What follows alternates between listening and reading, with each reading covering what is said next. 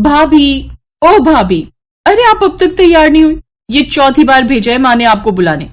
अगर अब की बार आपको लेकर नहीं गई तो आपका तो पता नहीं, मेरी जरूर पिटाई हो जाएगी। बस ये ब्लशर और लिपस्टिक लगा लूं, बस 2 मिनट फिर चलते हैं। ये कहकर घर की नई नवेली बहू मानसी वापस से अपना मेकअप करने लगी। उसकी ननद सोमी उसके पास आकर खड़ी हो गई और फिर, अरे बाप रे भाभी, आपकी पलकें तो झड़ गई। नहीं सोमी, ये नकली पलके हैं। ये देखो, इस लैश ग्लू से इन्हें आंखों पर लगाते हैं। कमाल है ये तो। और ये क्या है भाभी? ये ब्लशर और ये हाइलाइटर है, और ये है आई शेडोज की पैलेट। और एक चीज दिखाऊं, ये देखो, ये मेरा लिपस्टिक का कलेक्शन। अरे वाह भाभी, आपके पास तो मेकअप का कितना सारा सामान है। मेरे पास तो बस एक गुलाबी लिपस्टिक है जो मेरे बहुत जिद करने पर माँ ने दिलवाई थी, वो भी 1 साल पहले। अरे पर ऐसा क्यों? तुम्हारी उम्र में तो लड़कियां कितना मेकअप करती हैं। हाँ, लेकिन माँ को मेकअप बिल्कुल भी पसंद नहीं, न खुद करती हैं और न मुझे करने देती हैं। ओहो, चलो कोई बात नहीं। अब से मेकअप के लिए तुम्हें जो कुछ भी चाहिए हो तुम मुझसे ले लेना। अब उससे अच्छा ये नहीं होगा कि आप ही मेरा मेकअप कर दिया करो, क्योंकि सच बताऊं तो मुझे मेकअप करना नहीं आता। तो फिर चलो आओ यहाँ बैठो, मैं आज ही तुम्हारा मेकअप करती हूँ। और इसके बाद सोमी चहकते हुए कुर्सी पर बैठ गई और मानसी भी बड़े मन से उसका मेकअप करने लगी। लेकिन इस सब में ये दोनों भूल ही गईं कि बाहर मानसी का इंतजार हो रहा था। जब काफी देर तक सोमी मानसी को लेकर बाहर नहीं आई तो सोमी की माँ कल्याणी खुद मानसी के कमरे में आई और वहां का नजारा देखकर उनका पारा 7वें आसमान पर चढ़ गया। सोमी, तुझे किसने भेजा था यहाँ ये लिपापोती करवाने के लिए? माँ वो मैं वो बस अब थोड़ा सा, मतलब बस ऐसी। माँ जी, आप सोमी पर नाराज मत होइए, इसे मैंने ही रोक लिया था। शायद आपने इसे ध्यान से नहीं देखा। देखिए ना, सिर्फ हल्के से मेकअप में कितनी सुंदर लग रही है। सुंदर? 1 नंबर की भूतनी लग रही है, बिल्कुल तेरी तरह। ए सोमी, जा सबसे पहले मुंह धोकर आ और फिर सबका चाय नाश्ता दे। अपनी माँ की फटकार सुनकर सोमी सहम गई और चुपचाप मुंह धोने के लिए चली गई। उसके वहां से जाते ही कल्याणी ने मानसी से कहा, खबरदार जो आइंदा कभी मेरी बेटी को अपने जैसा बनाने की कोशिश की तो। क्यों माँ जी, मेरे जैसा बनने में क्या बुराई है? कोई एक बुराई हो तो बताऊं भी। घर के सारे काम छोड़कर ये लाली लिपस्टिक लगाने में लगी रहेगी, तब तो बस गई इसकी गृहस्थी। तुम्हारा क्या है, बड़े बाप की बेटी हो तो जितना चाहे खर्च करती होगी अपने इन लाल पीले नीले डिब्बों पर। लेकिन हमारे घर की लड़कियों को हमने हमेशा से यही सिखाया है कि जितनी चादर हो उतने ही पांव पसारने चाहिए। लेकिन माँ जी, बस, मुझे तुमसे बहस करने का कोई शौक नहीं है। बाहर मोहल्ले की औरतें घंटे भर से इंतजार कर रही हैं। अगर फुर्सत मिल जाए तो दिखा आना उन्हें भी अपना ये रंग बिरंगा मुंह, वरना तो कुछ देर में वो वापस चली ही जाएंगी। ये कहकर कल्याणी वहां से चली गई और उसके पीछे पीछे मानसी भी घूंघट डालकर बाहर आ गई। कल्याणी के 2 बच्चे थे, बड़ा बेटा विनेश और छोटी बेटी सोमी। विनेश और मानसी एक ही कॉलेज में पढ़ते थे और वहीं पहले दोस्ती, फिर प्यार और फिर शादी का फैसला दोनों ने एक साथ किया। कल्याणी हमेशा से इस रिश्ते के खिलाफ थी, क्योंकि उसे लगता था कि अमीर घर की लड़की उसकी छोटी सी गृहस्थी को संभाल नहीं पाएगी और ना ही विनेश उसके नखरे उठा पाएगा। दूसरी तरफ मानसी की सोच इससे बहुत अलग थी। मानसी, मैंने तुमसे पहले ही कहा था कि माँ के साथ तुम एडजस्ट नहीं कर पाओगी। हर बात पर ताने मारने की आदत है उनकी। देखा नहीं सोमी बेचारी को कैसे डरा धमका कर रखती है। मेरी मानो तो हम अभी से ही। नहीं विनेश, हम माँ जी और सोमी को छोड़कर कहीं नहीं जाएंगे। तुम खुद ही सोचो, हमारे अलावा उनका है ही कौन? बस यही सोचकर मैं भी चुप रह जाता हूँ। तुम्हें पता है मानसी, माँ हमेशा से ऐसी नहीं थी।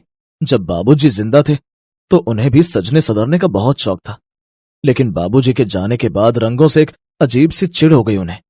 शायद कम उम्र में विधवा हो जाने का जो दुख मेरी माँ ने झेला है, उसी वजह से वो आज ऐसी हो गई हैं। कोई बात नहीं विनेश, मैं समझती हूँ और मेरा यकीन करो, मुझे माँ जी की किसी भी बात का बुरा नहीं लगा।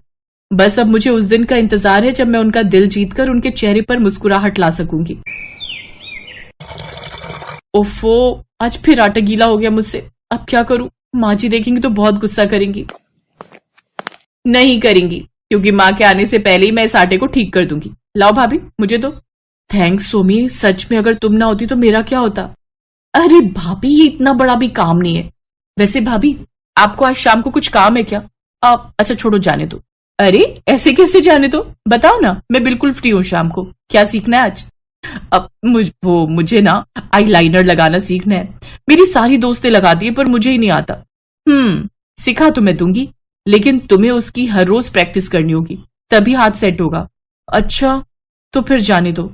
आज तो माँ कीर्तनों में गई है तो लगा सकती थी, पर रोज कैसे लगाऊंगी? तुम खुद को नहीं लगा सकती पर मुझे तो लगा सकती हो। क्या मतलब भाभी? मतलब ये ननद रानी कि आज से हर शाम जब माँ जी पूजा पाठ करती हैं तो मैं तुम्हें फुल मेकअप करना सिखाऊंगी, और हर सुबह जब माँ जी मंदिर जाती हैं तो तुम मेरा मेकअप किया करना। इससे तुम्हारी प्रैक्टिस भी हो जाएगी और माँ जी को पता भी नहीं चलेगा। मानसी की बात सुनकर सोमी बहुत खुश हो गई।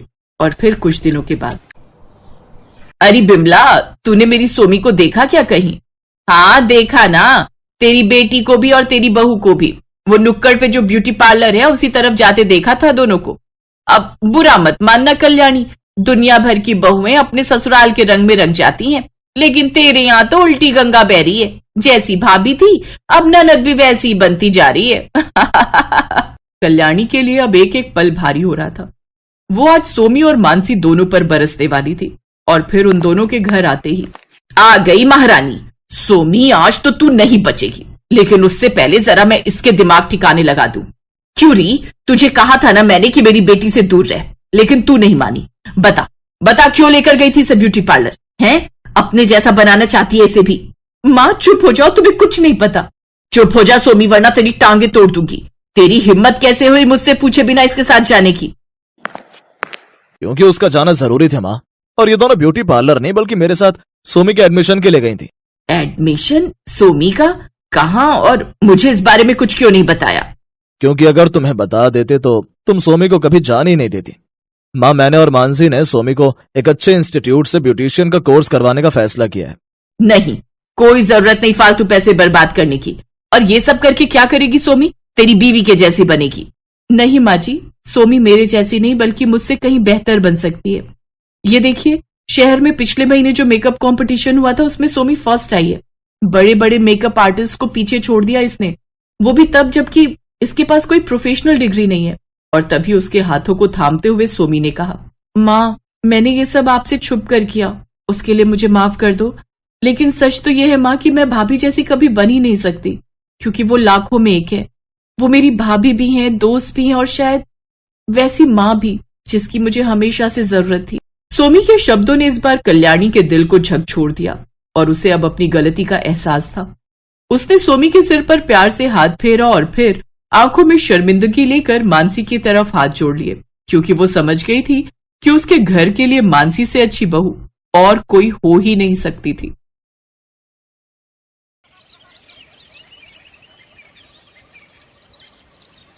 अरे माला, जल्दी करना, देर हो रही है।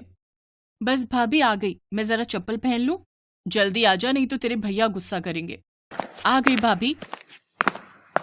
भाभी, आज साइकिल पर पीछे मैं बैठूंगी। अच्छा दादी, और मैं कहाँ बैठूंगी? आप आगे बैठ जाओ ना, जैसे मैं बैठती हूँ। हट पगली, साइकिल पर आगे छोटे बच्चे बैठते हैं, बड़े नहीं।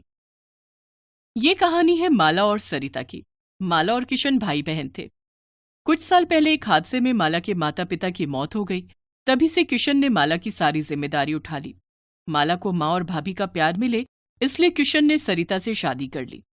सरिता ने भी माला को अपनी बेटी ही मान लिया। वो माला पर जान छिड़कती थी। उस दिन किशन, माला और सरिता गांव में ही एक शादी में जा रहे थे। फिर शादी में खाना खाते हुए, भाभी, ये दुल्हन ने क्या पहना हुआ है? ये लहंगा है। अब तेरे पास भी तो है वो हरा वाला। नहीं, लेकिन ये तो उसके जैसा बिल्कुल नहीं है। क्योंकि ये दुल्हन का लहंगा है और बहुत महंगा भी आता है। अच्छा, तो कितने का मिलता है ये वाला लहंगा भाभी? अरे तू ऐसे क्यों पूछ रही है? जब मेरी शादी होगी ना तो आप मुझे ये लेकर दोगी। हाँ हाँ, क्यों नहीं दूंगी। मेरी लाडो दुल्हन बनकर कितनी सुंदर लगेगी। कितनी अच्छी हो भाभी आप। रुको, इसी बात पर मैं आपके लिए एक और रसगुल्ला लेकर आती हूँ। अच्छा, चंट कहीं की। माला और सरिता जिस शादी में गए थे वो गांव के जमींदार की बेटी की शादी थी। जमींदार के पास पैसों की कमी तो थी नहीं, इसलिए उसने अपनी बेटी के लिए शहर से बहुत ही महंगा ब्राइडल लहंगा सिलवाया था। पर यह बात छोटी माला को कहाँ समझ आती, लेकिन सरिता के दिमाग में ये बात घर कर गई थी। घर लौटते हुए साइकिल के आगे बैठी माला अपने भैया के साथ ढेर सारी बातें करती रही और साइकिल पर पीछे बैठी सरिता बस यही हिसाब लगा रही थी कि उसे हर महीने कितने पैसे जोड़ने होंगे ताकि माला की शादी तक वो उसके लिए एक अच्छा लहंगा खरीद सके। वक्त गुजरता गया और फिर एक दिन, डॉक्टर साहब वो ठीक तो है ना? इन्हें सांप ने काटा है, जहर काफी फैल गया है। हमें इन्हें बचाने के लिए शहर से कुछ इंजेक्शंस मंगाने पड़ेंगे। आप एक काम करिए, 15,000 रुपए जितना जल्दी हो सके काउंटर पर जमा करा दीजिए। किशन जब खेतों में काम कर रहा था तभी उसे एक जहरीले सांप ने काट लिया था। उसके साथी उसे अस्पताल तो ले आए, लेकिन डॉक्टर ने ऐसी बात कह दी थी जिसके बाद सरिता सोच में पड़ गई। सरिता के पास पैसे थे मगर वो उसने माला के लहंगे के लिए बचा कर रखे थे, लेकिन इस वक्त किशन का इलाज ज्यादा जरूरी था। सरिता ने सारे पैसे अस्पताल में जमा कर दिए। इस तरह किशन की जान तो बच गई, लेकिन वो पहले से बहुत कमजोर हो गया। फिर डॉक्टर ने सरिता से कहा, देखिए इनकी जान तो बच गई है, लेकिन 3-4 महीने इनसे कोई भारी काम मत करवाना, ये झेल नहीं पाएंगे। इनकी सेवा करो और खूब खिलाई पिलाई भी करनी होगी। जी डॉक्टर साहब। उस दिन से सरिता पर घर चलाने की पूरी जिम्मेदारी आ गई। हालांकि अच्छी बात यह थी कि अब माला जवान हो गई थी, तो माला घर का काम देखती और सरिता बाहर जाकर एक फैक्ट्री में काम करने लगी। तभी एक दिन फैक्ट्री से लौटते हुए माला को रास्ते में एक बहुत बड़ी दर्जी की दुकान दिखी, जिसके बाहर बड़े सुंदर लहंगे टंगे हुए थे। सरिता जानती थी कि वो लहंगे बहुत महंगे होंगे और वो उसे खरीद नहीं पाएगी, लेकिन तभी उसे कुछ सूझा। नमस्ते सेठ जी। नमस्ते नमस्ते, बताओ क्या चाहिए? नहीं सेठ जी, मैं कुछ खरीदने नहीं आई हूँ, मैं तो काम मांगने आई हूँ। अच्छा, वैसे मेरे यहाँ एक मशीन खाली तो है। तुम्हें सिलाई आती है? आती तो नहीं है सेठ जी, पर राम कसम बहुत मेहनत करूंगी, जल्दी से जल्दी सीख लूंगी। चाहे तो मुझे आप पैसे मत देना, बस बढ़िया लहंगा सिलना सिखा देना। सरिता की आंखों में सच्चाई देखकर सेठ ने उसे काम पर रख लिया। अगले ही दिन से सरिता उस दुकान के काबिल दर्जियों से सिलाई सीखने लगी। वो सिलाई के काम के साथ साथ दुकान की साफ सफाई भी करती। उसकी मेहनत से सेठ बहुत खुश था। फिर ठीक 1 महीने बाद, हाँ भाई सरिता, कुछ सीखा तुमने? आज 1 महीना हो गया तुम्हें। जी सेठ जी, देखिए ये मैंने सिला है। सरिता के हाथों में एक बहुत ही प्यारा लहंगा था। उस लहंगे को देखकर सेठ बहुत खुश हुआ और फिर कुछ सोचकर बोला, सरिता ये तो बहुत बढ़िया है, मगर इसमें कढ़ाई का काम थोड़ा कम होना चाहिए था। उससे क्या होता है कि एक तो तुम्हारी मेहनत भी कम लगती और हम इसे थोड़ा सस्ता भी बेच सकते थे, और दूसरी बात की डिजाइन भी खिल कर आता। जी मैं आगे से ध्यान रखूंगी। ऐसे ही मेहनत करती रहो, और ये लो तुम्हारी पहली पगार। इतना कहकर सेठ ने सरिता के हाथों में 10,000 रुपए रख दिए। सरिता को इसकी उम्मीद नहीं थी। उसने फौरन घर के लिए ढेर सारा राशन खरीद लिया। इधर किशन भी अब ठीक हो चुका था और अपने काम पर भी जाने लगा। इस बीच माला की शादी तय हो गई, लेकिन माला जानती थी कि उसके भाई भाभी कितनी मुश्किलों से घर का खर्च चला रहे थे। उसकी बचपन से बस एक ही ख्वाहिश थी कि वो अपनी शादी में बढ़िया लहंगा पहने, लेकिन बचपन की जिद को जवानी की समझदारी ने दबा दिया। उसने अपना मन मार लिया और किसी से कुछ नहीं कहा। ऐसे ही कुछ और वक्त बीता और फिर माला की शादी का दिन भी आ गया। माला, माला, दरवाजा खोल जल्दी। जी भाभी। देखो भाभी, ये साड़ी मुझ पर जच रही है ना? सुंदर लग रही हूं ना? अरे पगली, इतनी बड़ी भी नहीं हुई कि अपनी भाभी से कुछ छुपा पाए। सेठ जी अंदर आ जाइए, ये है मेरी गुड़िया। शादी बहुत बहुत मुबारक हो बेटी। शुक्रिया सेठ जी। खुश रहो, और ये लो, ये तुम्हारी भाभी की तरफ से तुम्हारे लिए तोहफा। माला ने फौरन उस थैले को खोला तो उसमें बहुत ही खूबसूरत लहंगा था। माला कुछ न कह सकी, वो बस सरिता की तरफ देखकर रोई जा रही थी। और फिर, तुम्हें पता है बेटी, तुम शादी में बढ़िया लहंगा पहन सको, इसके लिए तुम्हारी भाभी ने मेरी दुकान पर काम करना शुरू किया। दिन रात सिलाई का काम सीखा, और फिर हर रोज थोड़ा थोड़ा करके इसने अपने हाथों से तुम्हारे लिए ये लहंगा सिला है। पर सेठ जी, आपके बिना ये मुमकिन ना हो पाता।